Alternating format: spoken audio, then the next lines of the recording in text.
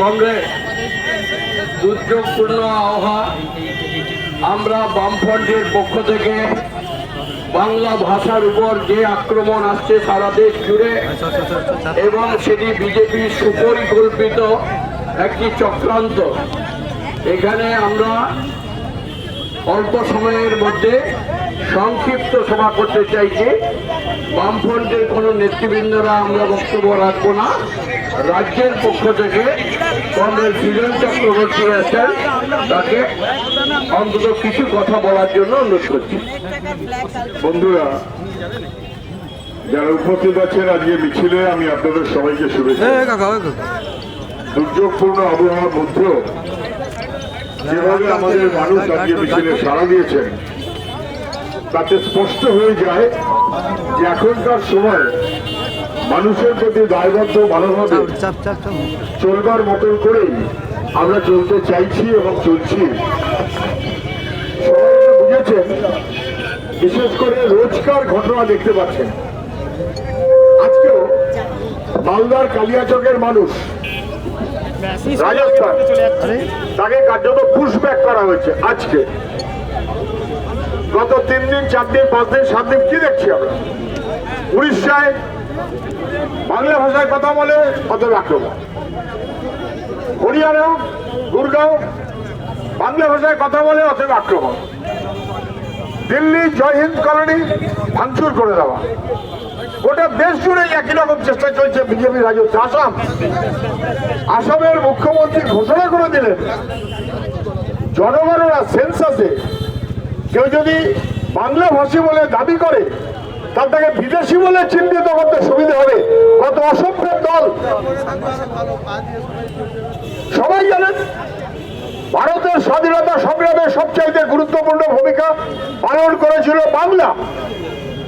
বাংলার মানুষ,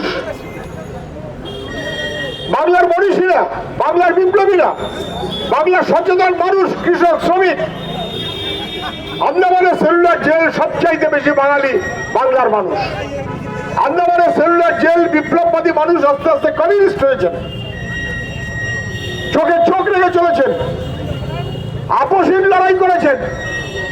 সাভারকরের মতো কখনো মুচলেখা দেননি। গোটা ভারতবর্ষ জানে তমলুক, মেদিনীপুর, মাতঙ্গিনী হাজরা কে জানে না? শহীদ ক্ষুদিরাম কে জানে না? সতীশ সামন্ত সংগ্রামী নেতা কে জানে না? সুকুমার সেনগুপ্ত স্বাধীনতা সংগ্রামী, সেলুলার জেল ঘুরে আসা কমিউনিস্ট নেতা কে জানে না? বিশেষ করে মেদিনীপুরের মানুষ, তার কাছে আমার বেশি বলা কোনো মানে হয় না। সংগ্রামী মেদিনীপুর লড়াইয়ের মধ্য দিয়ে বাংলা গোটা ভারতবর্ষের স্বাধীনতার লড়াইকে এগিয়ে নিয়ে গেছে। আর সেই স্বাধীনতা সংগ্রামে সবচাইতে বেশি দালালের ভূমিকা পালন করেছে আরএসএস, বিজেপি, যেখান থেকে পরে জন্ম নিয়েছে। স্বাধীনতার সংগ্রামের মধ্য দিয়ে আমরা যখন শেষমেশ ক্ষমতা হস্তান্তর হলো, তখন বাংলাকে ভাগ করে দেওয়া হলো। কি অপরাধ করেছিল বাংলা? সেদিন যখন বাংলা ভাগের প্রকল্প হয়, মাউন্ট ব্যাটেনের সঙ্গে সমান তালে গলা মিলিয়ে চলেছিলেন শ্যামাপ্রসাদ মুখার্জি, আরএসএস। বিজেপির জন্মদাতা বলে যাকে ধরা হয়, বিজেপির আইকন বলে, কে জানে না? আর তখন স্বাধীনতার আগে আজাদি ফৌজের মুক্তির দাবিতে লড়াই চলছে, নৌবিদ্রোহ হচ্ছে বাংলার প্রতিটি এলাকায়। কলকাতা শহর সহ, তমলুক সহ গোটা বাংলার মানুষ সেই লড়াইতে অংশ নিয়েছেন। ঐক্যবদ্ধ বাংলা, জাত পাত ধর্ম বর্ণ নির্বিশেষে ব্রিটিশ বিরোধী মনোভাব। আর আমরা দেখলাম স্বাধীনতার মধ্য দিয়ে ক্ষমতা হস্তান্তর করতে গিয়ে বাংলাকে ভাগ করে দেওয়া হলো। কে আপত্তি করেছিল? কমিউনিস্টরা। আজকে যদি পুরো নথি কেউ দেখেন তাহলে দেখবেন সেই সময় কমিউনিস্ট পার্টির পক্ষ থেকে প্রচারপত্র দেওয়া হয়েছে, বই ছাপা হয়েছে, মিটিং করা হয়েছে।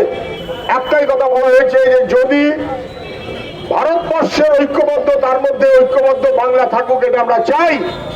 কিন্তু বাংলা ভাষাকে বা বাংলার মানুষকে, বাংলাকে যদি দ্বিখণ্ডিত করা হয় তাহলে ভাষাটা বিপন্ন হবে, বাংলার ভাষা, বাংলার সংস্কৃতি, বাংলার শিক্ষা, বাংলার কৃষি, বাংলার শিল্প। ওপারে পাটের চাষ, এপারে চটের কল। পাটের চাষেরও বিপদ হবে, চটের কলেরও বিপদ হবে, অর্থনীতির দিক থেকে বাংলা বিপন্ন হবে। বারে বারে তৎকালীন কমিউনিস্ট বলেছিল বাংলা ভাগের এই প্রকল্পে যাবেন না। বাংলা ভাগের এই প্রকল্প মানে বাংলার অস্তিত্ব, জাতির অস্তিত্ব তাকে দুর্বল করা হবে। কে শোনে কার কথা? বাংলাকে ভাগ করা হলো। তারপর তখন আমাদের কথা যারা শোনেন এখন বুঝতে পারছেন, একই বাংলা ভাষায় দুটো দেশ হয়ে গেল। পরে ওপরে বাংলাদেশ হলো। একই বাংলা ভাষা দুটো দেশ, ওপরে পিসির বাড়ি, এপারে বাবার বাড়ি। এ কখনো আলাদা করা যায়? যারা আলাদা করেছেন তারা জেনে বুঝে তাদের মতো করে চাপিয়ে দিয়েছেন। বাংলার মানুষ গণভোটে বাংলার বিভাজন করেছেন তা না। তাই আজ বাংলা ভাষায় যেমন হক আছে বাংলাদেশের, বাংলা ভাষা আমাদের নিজেদের ভাষা।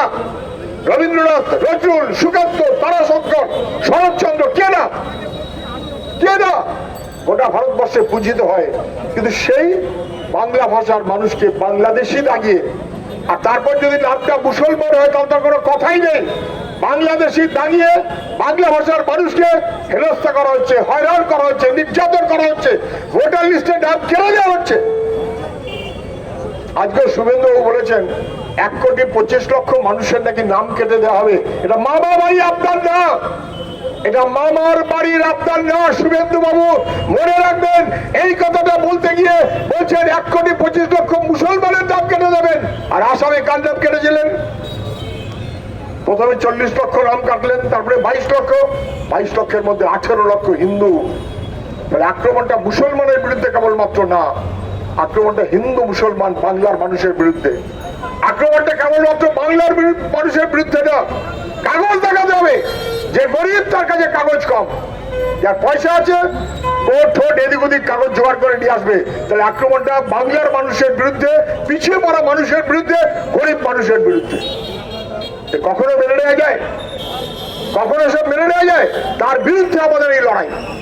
প্রসঙ্গত না বললে নয়, বিজেপি যখন এই সর্বনাশ আইনটা আনে 2003 সালে, তার সবচাইতে বড় শরিক ছিলেন মমতা ব্যানার্জি। এনডিএ সরকার 2003, অটল বিহারী বাজপেয়ী প্রধানমন্ত্রী আর মমতা ব্যানার্জি সেই সরকারের মন্ত্রী। তখন ইলিগাল মাইগ্রেন্ট বলা হলো, বেআইনি অনুপ্রবেশকারী। তখন এনআরসির কথা বলা হলো। যখন বিজেপির সরকার এই কাজ করেছে, তখন বিজেপির সরকারের অংশীদার ছিল মমতা ব্যানার্জি নিজে। না জানবার কোনো কারণ নেই। আজকে আমরা তাই দেখতে পাচ্ছি। বাংলায় সার্টিফিকেট ভুয়ো, জাল, এবং তারপর এই জাল সার্টিফিকেট আর ভুয়ো সার্টিফিকেট ধরা পড়ে গোটা বাংলার মানুষ, বাংলা ভাষায় কথা বলা মানুষ, তাদেরকে সন্দেহের চোখে দেখা হচ্ছে, তাদেরকে আতঙ্কজনক করা হচ্ছে। তারা কাগজ খুঁজে বেড়াচ্ছে। আসামের মতো তাদের ডি ভোটার করতে চায়, ডাউটফুল ভোটার। তারপরে তাদের ডিটেনশন ক্যাম্প, জেলখানায় বন্দী করার মতন ব্যবস্থা। এই সবের বিরুদ্ধে আমাদের লড়াই। এই লড়াইটা আমাদের গোটা বাংলার। কিন্তু আমি শুধু এই কথাটা বলতে বাধ্য, দয়া করে ভুল করে বিজেপির বিরুদ্ধে এই লড়াইতে মমতা ব্যানার্জিকে বন্ধু বলে ঠহরাবেন না। বিপদে পড়বেন, বিপদে পড়বেন। বাংলা ভাষার সর্বনাশ করতে চায় বিজেপি, এটা যেমন সত্য, তার বিরুদ্ধে লড়াই করতেই হবে। তেমনি স্কুলের লাইব্রেরি তুলে দিয়েছে, বাংলা ভাষার সরকারি স্কুল আস্তে আস্তে উঠে যাচ্ছে, ইংরেজি ভাষার প্রাইভেট স্কুল আসছে। আর স্কুলের লাইব্রেরি অথবা পাড়ার লাইব্রেরি বন্ধ করে দিচ্ছে। সেই লাইব্রেরিতে আগে থাকতো রবীন্দ্রনাথ, আগে থাকতো নজরুল, আগে থাকতো সুকান্ত, আগে থাকতো তারাশঙ্কর, আগে থাকতো শরৎচন্দ্র চট্টোপাধ্যায়। এখন এই সবকে ছেড়ে দিয়ে লাইব্রেরি একে নেই, যা 2-4টে আছে সেখানে আছে মমতা ব্যানার্জির পুজো, কথাঞ্জলি। লোককে নাকি মমতা ব্যানার্জির বই পড়তে হবে। বাংলা ভাষার উপরে আক্রমণ যেমন দিল্লি করছে তেমন রাজ্য করছে। সব মিলিয়ে আমাদের রুখে দাঁড়াতেই হবে। বাংলার ভাষা, শিক্ষা, সংস্কৃতি, স্কুল বন্ধ। গত 2 মাস রেজাল্ট বেরিয়ে গেছে, কলেজের ভর্তি নেই, জয়েন্ট এন্ট্রান্সের রেজাল্ট বেরোয়নি। তার বারেটা কি? 12 পাস করে ছেলেমেয়েরা হাহাকার করছে, টাকা পয়সা দিয়ে কলেজে ভর্তি হতে হচ্ছে, জীবনটা শেষ হয়ে যাচ্ছে। একটা প্রজন্মকে শেষ করা হচ্ছে। স্কুল বন্ধ, মাস্টারমশাই নিয়োগ নেই, তাতে দুর্নীতি, শিক্ষা সংস্কৃতি বেলেল্লা বলা চলছে, এবং তার মাঝখানে বাংলার মানুষকে রুখে দাঁড়াতে হবে যাতে প্রজন্মটাকে ধ্বংস করতে ওরা না পারে। আমাদের সন্তান সন্ততি, পরের জেনারেশন, তাদেরকে বাঁচানোর দায়িত্ব আমাদের। এবং সেই কারণেই এটা বাংলা ভাষার লড়াই, এটা বাংলার মর্যাদার লড়াই, এটা আমাদের ভবিষ্যৎ ছেলে মেয়ে তাদের এগিয়ে চলার লড়াই, আমাদের পরের প্রজন্ম তাকে রক্ষা করার লড়াই। দিল্লি থেকে চোখ লাগাচ্ছে তৃণমূল, তার পাশে এদিক ওদিক করে কার্যত তৃণমূলের অপরাধের সুযোগ বিজেপি দিয়ে দিচ্ছে। চোখ লাগিয়ে বলছে চোখ, ভোটার লিস্টের নাম কেটে দেবো, মামা বাড়ির আবদার না। আমি সেই কারণে বলছি এই লড়াই গোটা রাজ্য জুড়ে, গোটা দেশ জুড়ে বিপন্ন মানুষের পাশে আমাদের দাঁড়ানো। বাংলা ভাষা, বাংলার ঐতিহ্য, বাংলার গর্ব, তাকে রক্ষা করা, আমাদের পরবর্তী প্রজন্মকে রক্ষা করা, সেই মনোভাবে সবাই চলতে পারবেন এই আশায় সবাইকে শুভেচ্ছা জানিয়ে আমার কথা আমি শেষ করছি। ইনকলাব জিন্দাবাদ।